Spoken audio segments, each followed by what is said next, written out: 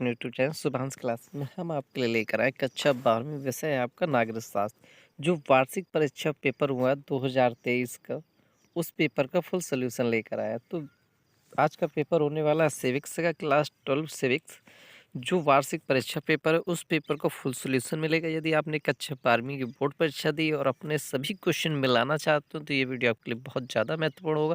यदि आप कक्षा 11वीं पास कर चुके हैं, साल 12वीं में आ रहे हैं, तो ये आपके लिए मॉडल पेपर का काम करेगा, जिससे आपको पता चलेगा आपकी 12वीं की बोर्ड परीक्षा में आपका भी पेपर इसी प्रकार आएगा। तो वीडियो बहुत ही महत्वपूर्ण है और वीडियो को लास्ट तक जरूर देखिएगा। तो पहले डाल देते हैं एक नज़र पेपर पे, फिर उसके बाद बताते हैं पूरे पेपर का फुल सॉल्यूशन। तो 3 घंटे 15 मिनट का समय मिलेगा। 100 अंक का पूर्णांक होगा। दिशा निर्देश दिए रहेंगे। पहला प्रश्न होगा हमारा बहुविकल्पी प्रश्न होगा, तो ये प्रश्न देख लीजिए। और इसके बाद आएंगे आपके अति लघु उत्तरीय प्रश्न, यानी 2-2 नंबर के प्रश्न। 11 से लेकर 20 नंबर तक के 2-2 नंबर के प्रश्न है। इसके बाद 11 से लेकर 26 तक के 5-5 नंबर के प्रश्न है। इसके बाद 27 से लेकर 31, 32 और 32 तक के 8-8 नंबर के प्रश्न है। तो ये था आपका पूरा पेपर। ये क्या था आपका पूरा पेपर। अब देख लेते हैं इस पूरे पेपर का फुल सोल्यूशन। अभी ये देखा था हमने पूरा पेपर, और अब देखते हैं पूरे पेपर का फुल सोल्यूशन। तो पहला क्वेश्चन क्या था हमारा, द्वितीय विश्व युद्ध के दौरान निम्नलिखित देशों में से कौन सा दोहरी राष्ट्रों का सदस्य था।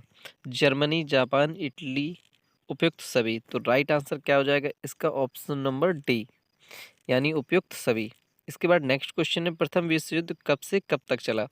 ऑप्शन दिया गया 1914 से 1918, 1914 से 1920, 1915 से 1919 और 1915 से 1920। तो राइट आंसर क्या आ जाएगा, ऑप्शन नंबर ए, यानी 1914 से 1918 तक। इसके बाद नेक्स्ट क्वेश्चन है, निम्नलिखित में से कौन गुट निरपेक्ष आंदोलन के संस्थापक थे। ऑप्शन दिया गया Pandit Jawaharlal Nehru, Joseph Broz Tito या उपयुक्त सभी। तो राइट आंसर क्या आ जाएगा, ऑप्शन नंबर आ, पंडित जवाहरलाल नेहरू। इसके बाद नेक्स्ट क्वेश्चन है, विश्व राजनीति के द्विध्रुवीता के अंत का कारण क्या था। सोवियत संघ का विघटन, गुट निरपेक्ष आंदोलन की भूमिका, शीत युद्ध का अंत, उपयुक्त सभी। तो राइट आंसर क्या आ जाएगा, ऑप्शन नंबर ए, सोवियत संघ का विघटन। इसके बाद नेक्स्ट क्वेश्चन है, यूरोपीय आर्थिक समुदाय यूरोपियन इकोनॉमिक कम्युनिटी का गठन कब किया गया था। ऑप्शन दिए गए 1948, 1957, 1949, 1992। तो राइट आंसर क्या आ जाएगा, 1957। निम्नलिखित में से कौन से नेता सीमांत गांधी के नाम से प्रसिद्ध थे।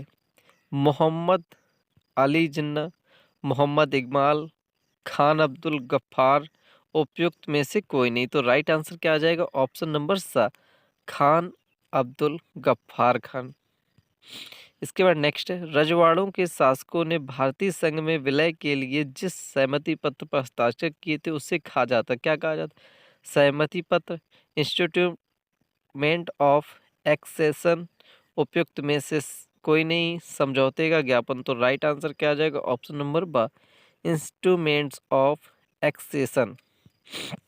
इसके बाद नेक्स्ट था 8वां था, राज्य पुनर्गठन आयोग का गठन कब किया गया था। ऑप्शन दिए गए 1950, 1951, 1952 और 1953। तो राइट आंसर क्या आ जाएगा, राइट आंसर आ जाएगा ऑप्शन नंबर डी, 1953। तो इस वीडियो में मिलेगा आपके पूरे पेपर का फुल सोल्यूशन। तो वीडियो को लास्ट तक देखिएगा। यदि आपको वीडियो पसंद आ रहा हो तो दोस्तों को जरूर शेयर करिएगा, क्योंकि 2023 का जो पेपर है बोर्ड परीक्षा पेपर, वो सभी को मिले। निम्नलिखित में से किसने द्वितीय विश्व युद्ध के दौरान इंडियन नेशनल आर्मी INA का गठन किया था। सुभाष चंद्र बोस, सरदार वल्लभ भाई पटेल, चंद्रशेखर आजाद, पंडित जवाहरलाल नेहरू। तो राइट आंसर क्या हो जाएगा, सुभाष चंद्र बोस। हम लास्ट में ये भी बताएंगे कि इस पेपर को और इस पेपर के फुल सॉल्यूशन को PDF, यानी सीधे सीधे आप इसे कैसे डाउनलोड कर सकते हैं। तो वीडियो को पूरा देखना है।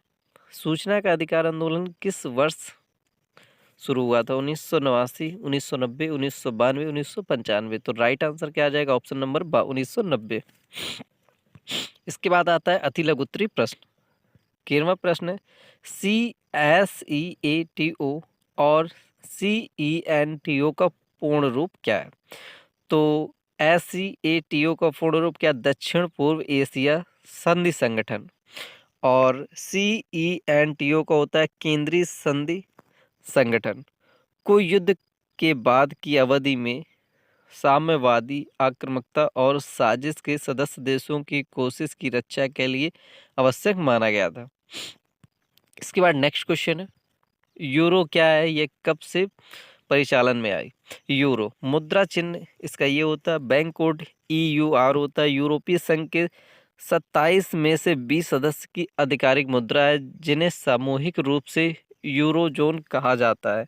इसमें Australia, Belgium, Cyprus, Finland, France, Germany, यूनान, Ireland, Italy, Luxembourg, Malta, Netherland, पुर्तगाल, स्लोवेनिया, स्लोवाकिया और स्पेन 2014 में शामिल हुए थे। यूरोपीय संघ के सदस्य देशों की अपनी अपनी मुद्राओं की जगह एकल मुद्रा यूरो का चलन शुरू हुआ। यूरो हालांकि 1999 में ही 11 सदस्यों की आधिकारिक मुद्रा के रूप में वजूद में आ गया था। ग्रीस ने 2 साल बाद यूरो को अपना लिया था, लेकिन स्वीडन, डेनमार्क और ब्रिटेन इससे बाहर रह रहे हैं। महात्मा गांधी की हत्या कब और किसने की थी?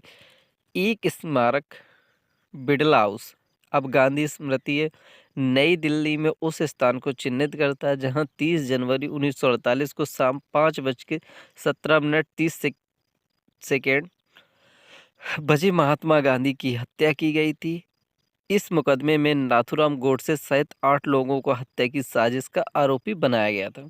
भारतीय संविधान के अनुच्छेद 51 में वर्णित राज्य के नीति निर्देशक तत्वों में किन्हीं दो का उल्लेख कीजिए। राज्य के नीति निर्देशक सिद्धांत सरकार को दिए गए कुछ महत्वपूर्ण दिशा निर्देश हैं ताकि वह उसके अनुसार काम कर सके और कानून और नीतियां बनाते समय उनका उल्लेख कर सके, एक न्यायपूर्ण समाज का निर्माण कर सकें। इस सिद्धांत का उल्लेख संविधान के भाग 4 के आर्टिकल 36 से 51 में किया गया है। निर्देशक सिद्धांत न्योचित नहीं है। इसके बाद क्वेश्चन नंबर नेक्स्ट है, शेख मोहम्मद अब्दुल्ला कौन थे? शेख मोहम्मद अब्दुल्ला जम्मू और कश्मीर के मुख्यमंत्री 2 विभिन्न अवसरों पर रहे। उनके बेटे फारूक और पोते उमर भी मुख्यमंत्री रहे हैं। इसके बाद नेक्स्ट क्वेश्चन है हमारा, क्वेश्चन नंबर 16 है, 2002 में गुजरात के दंगों का कारण क्या था? ऐसे साक्ष्य उपलब्ध हैं जो मुस्लिम विरोधी पोग्रोम की ओर इशारा करते हैं, जो असाधारण क्रूरता समन्वय के साथ किया गया था। राज्य के हस्तक्षेप की कमी के कारण मीडिया ने हम को सांप्रदायिक दंगों के बजाय राष्ट्र आतंकवाद के रूप में वर्णित किया था। कई राजनेता ने घटनाओं को कम किया और यह दावा करते हुए स्थिति नियंत्रण में की थी। आसियान क्षेत्रीय मंच की स्थापना क्यों की गई थी? Association of south east Asian nation एक क्षेत्रीय संघ है जिसकी स्थापना बढ़ते संघर्षों के बीच एशिया के उत्तर औपनिवेशिक राज्यों के बीच सामाजिक स्थिरता और राजनीतिक संतुलन बनाए रखने के लिए किया गया था। एक दृष्टि यह पहचान और समुदाय का आदर्श वाक्य 8 अगस्त को दिवस के रूप में मनाया जाता है। क्वेश्चन नंबर नेक्स्ट है, विश्व के पहले बांध विरोधी आंदोलन की शुरुआत कब और कहाँ हुई थी? बांध विरोध के लंबे इतिहास में संभवतः दुनिया का पहला बांध विरोधी आंदोलन पुणे शहर में मुल्ला मुठा नदी के संगम पर स्थित मुलसी बांध के खिलाफ हुआ था। वर्ष 1920 में दशक की शुरुआत की इस मुलसी सत्याग्रह का नेतृत्व स्वतंत्रता सेनानी पांडुरंगा महादेव, सेनापति बापट और पत्रकार विनायक राव भुसकोटे ने किया था। इसके बाद नेक्स्ट क्वेश्चन है, भारत में मूल वासियों की जनसंख्या का कुल जनसंख्या में कितने प्रतिशत और इन्हें किस नाम से जाना जाता है? संयुक्त राष्ट्र संघ के अनुसार पूरी दुनिया में मूल वासी आदिवासियों की कुल संख्या का लगभग 48 करोड़ है, जिनका लगभग 22% आदिवासी समाज भारत देश में रहता है। 1977 के चुनावों के विपक्ष का नारा क्या था? तो इसे देख सकते हैं आप, खुली हवा में जरा सांस तो ले कब तक रहेगी आज़ादी कौन जाने। इसके बाद नेक्स्ट क्वेश्चन नंबर 21वां है, क्या जापान प्रभावी रूप से सत्ता में वैकल्पिक केंद्र के रूप में कार्य करता है? अपने उत्तर की पुष्टि करें। 1990 के दशक के शुरू में विश्व राजनीतिक में दो ध्रुवी अर्थव्यवस्थाओं के टूटने के बाद यह स्पष्ट हो गया था कि राजनीतिक और आर्थिक सत्ता के वैकल्पिक केंद्र कुछ हद तक अमेरिका के प्रभुत्व को सीमित करेंगे। यूरोप में यूरोपीय संघ और एशिया में दक्षिण पूर्व एशियाई राष्ट्रों के संगठन आसियान का उदय दमदार शक्ति के रूप में हुआ। इसके बाद नेक्स्ट क्वेश्चन है, शीत युद्ध के बाद विश्व राजनीति में आए बदलावों का उल्लेख कीजिए। आंसर दिया गया है, विश्व व्यापार संगठन WTO का एक संक्षिप्त टिप्पणी लिखिए। भारत में विनियोजन की प्रमुख उपलब्धियां लिखिए। कृषि का विकास, औद्योगिक क्षेत्र में प्रगति, सार्वजनिक क्षेत्रों का विस्तार, बचत एवं विनियोजन दरों में वृद्धि, परिवहन एवं संचार साधनों का विकास, शिक्षा का प्रसार, बैंकिंग क्षेत्र में उन्नति, स्वास्थ्य एवं जीवन प्रत्याशी में वृद्धि। 25वां क्वेश्चन है, 1970 के दशक में प्रारंभ में देश की आर्थिक स्थिति की विवेचना कीजिए।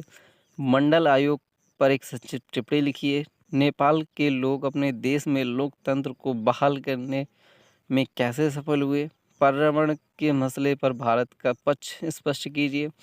1947 में विभाजन के परिणामों का उल्लेख कीजिए। सभी के आंसर दिए गए। भारतीय किसान यूनियन का उदय क्यों हुआ, इसकी प्रमुख विशेषताएं लिखिए। इसके बाद 31वां क्वेश्चन है, 8 नंबर क्वेश्चन, शीत युद्ध क्या है, इसके दायरे का उल्लेख कीजिए। लास्ट क्वेश्चन है, पाकिस्तान के साथ भारत के संबंधों का संक्षिप्त वर्णन कीजिए। इस पर तो आप कुछ भी लिख सकते हैं, क्योंकि आप खुद जानते हो कि भारत और पाकिस्तान के रिश्ते कैसे हैं, किस प्रकार चलते हैं। ये था आपका पूरे पेपर का फुल सोल्यूशन। अब यदि आपको इसको पेपर को PDF में डाउनलोड करना है या पेपर के सोल्यूशन को PDF में डाउनलोड करना है तो क्या करना होगा? इसके लिए आपको गूगल पर जाना होगा और सर्च करना होगा शुभांश क्लासेस। जैसे आप गूगल पर जाएंगे, लिखेंगे शुभांश SUBHANSH क्लासेस ELASSES, क्या लिखेंगे? शुभांश क्लासेस। तो शुभांश क्लासेस जब आप लिखेंगे तो वहाँ पर जब सर्च करेंगे तो मिलेगी आपको गूगल वेबसाइट, उस पर क्लिक करना है। उसके बाद मिलेगा आपको UP बोर्ड पेपर 2023, तो वहाँ पर जाना है और वहाँ पर आपको कक्षा 10वीं और 12वीं के सभी पेपरों का फुल सोल्यूशन PDF के साथ मिल जाएगा। आपको सब्जेक्ट चूज़ करना अपना और वहाँ पर आपको इसका फुल सोल्यूशन मिलेगा। तो मिलते हैं नेक्स्ट वीडियो में, तब तक के लिए बाय बाय।